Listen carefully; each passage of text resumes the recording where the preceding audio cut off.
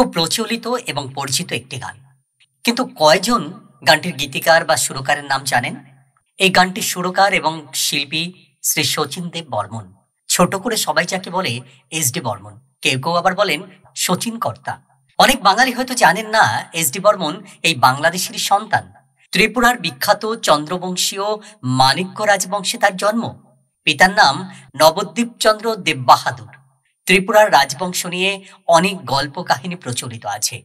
রাজা মহারাজাদের জীবনাচরণ নিয়েও আছে অনেক আখ্যান উপাখ্যান।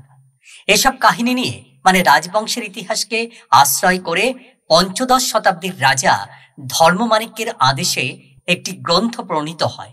পদ্যে রচিত গ্রন্থটির নাম দেওয়া হয় রাজমালা। পরবর্তীকালে গ্রন্থটির তথ্য হালনাগাদ করা হতে থাকে। সেই সময় ত্রিপুরা সাম্রাজ্যের অধীনে ছিল নোয়াখালী, চট্টগ্রাম, শ্রীহট্ট এবং কুমিল্লা। তাই এই বইতে এসব অঞ্চলের ইতিহাসও উঠে এসেছে খুব সুন্দরভাবে। রাজমালা 6টি লহর বা খণ্ডে বিভক্ত। এই খণ্ডগুলোর যুগে যুগে আধুনিকীকরণ হয়েছে। রাজবংশের একজন কর্মচারী 1896 সালে ত্রিপুরার ইতিহাস নিয়ে আরো কয়েকটি গ্রন্থ রচনা করেন। এটির নাম দেওয়া হয় রাজমালা। গ্রন্থটির রচয়িতা ছিলেন শ্রী কৈলাসচন্দ্র সিংহ। বইটি রচনা করা হয় মহারাজ বীরচন্দ্র মানিক্য বাহাদুরের আমলে। কৈলাসচন্দ্রের বাবা ও ঠাকুরদা ছিলেন মানিক্য পরিবারের সেরেস্তাদার ও মোক্তার। তাই তার রাজমালায় ত্রিপুরার ব্যাপারে অনেক অজানা ও মূল্যবান তথ্য উঠে এসেছে। বীরচন্দ্র মানিক্য রাজা হওয়ার আগে সিংহাসনে আরেকজন শক্তপোক্ত উত্তরাধিকার ছিলেন। তিনি শচীন দেব বর্মনের বাবা নবদ্বীপ চন্দ্র দেববাহাদুর বীরচন্দ্রের সৎ ভাই। সিংহাসনের অধিকার পাওয়ার লোভ বীরচন্দ্রকে হিংস্র ও নির্দয় করে তোলে। তিনি কয়েকবার নবদ্বীপ চন্দ্রকে হত্যার চেষ্টা করেন। এ পর্যায়ে নবদ্বীপ চন্দ্র রাজপরিবারের জ্যেষ্ঠ কর্মচারী কৈলাস সিংহের পরামর্শে কুমিল্লায় চলে আসেন এবং স্বাধীনভাবে বসবাস খান এবং বিশ্বদেব চট্টোপাধ্যায়ের কাছে। শচীন দেব বর্মনের সঙ্গীত শিক্ষার জন্য অনেকের শিষ্যত্ব গ্রহণ করেছিলেন।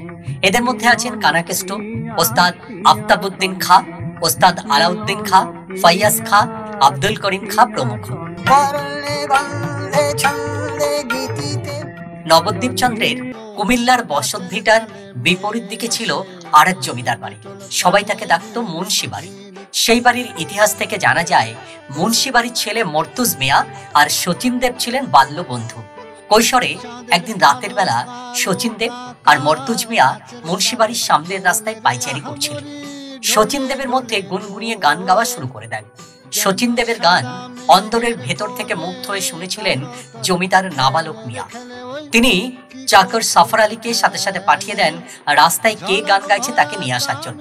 সফর আলী শচীন দেবের কাছে এসে বলেন, শচীন কর্তা, হুজুর আপনারা ডাকছে। শচীন দেব বর্মন এতে খুব ভয় পেয়ে যান। কাঁপতে কাঁপতে হাজির হন নাবালক মিয়ার সামনে। জমিদার তাকে বলেন, কি রে, তোর তো গানের গলা খুব ভালা, কোনো বাদ্যযন্ত্র আছে কি তোর?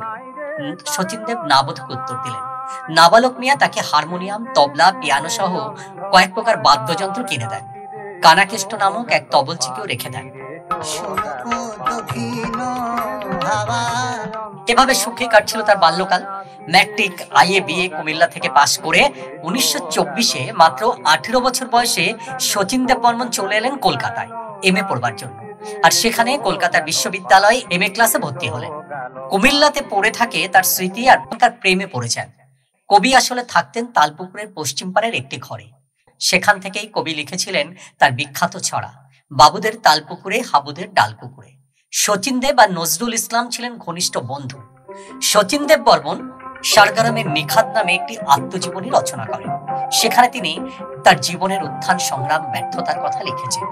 শচীন দেব বাবুর বয়স যখন 25 বছর, তখন তার বাবা কলকাতায় মৃত্যুবরণ করেন। মৃত্যুকালে তিনি ছিলেন ত্রিপুরার প্রধানমন্ত্রী। পিতার মৃত্যুর পর শচীন দেবের জীবনে নেমে আসে অনিশ্চয়তার ছায়া। আত্মজীবনীতে তিনি লিখেছেন, পিতার মৃত্যুর পর আমি যেন অজ্ঞান জলে পড়ে গেলাম। এই অবস্থায় আমি আগরতলা বা কুমিল্লা গিয়ে থাকলে রাজকীয় আড্ডা 75 সালে মুম্বাইয়ের একটি হাসপাতালে হৃদরোগে আক্রান্ত হয়ে ইহলোক পরিত্যাগ করেন।